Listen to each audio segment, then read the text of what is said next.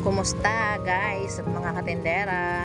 For today's video, ayan kami po ay umattend ng mass dito sa bundok. Bali guys at mga katendera, healing mass yan. Tuwing 23 po ng buwan ang healing mass. At dahil nga maaga kami nakarating dito sa bundok, kaya ayan, tamang paghihintay pa lang kay Father.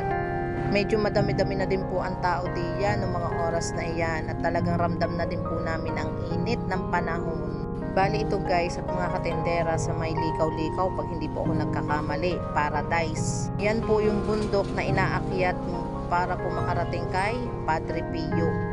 At dito lamang po yan sa City of San Jose del Monte, Bulacan. At sa pagkakataon nga pong ayan ay nag-umpisa na si Father kasi nga po medyo tinanghali siya ng dating. Kaya, ayan, nag-aano na po siya dyan nung time na yan, nagsasalita na siya. Ay malamang katendera, alangan magtitigat tayo. Joke lang po, yun po ay nagninilay-nilay na si Father Dian. At yan na nga po, yung time na iyan ay yung nag-aalay na po ang ginagawa na po namin dyan. Bali, tapos na po ako dyan guys, kaya ayan, tamang video na po ako diyan.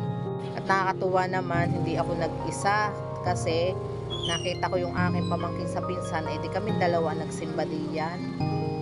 At sa pagkakataon pong ayan, nagbibindisyon na po si Father sa mga langis, souvenir na mga binili po namin diyan. Kaya sa mga gusto pong pumunta dito kay Padre Pio, madali lang pong hanapin yan. Every buwan po ng 23, meron pong healing mass. At dahil nga po patapos na yung misa, kaya ayan, yan na po yung talagang gustong-gusto ko po yung pagpapahid ng langis sa noo po at sa mga kamay namin.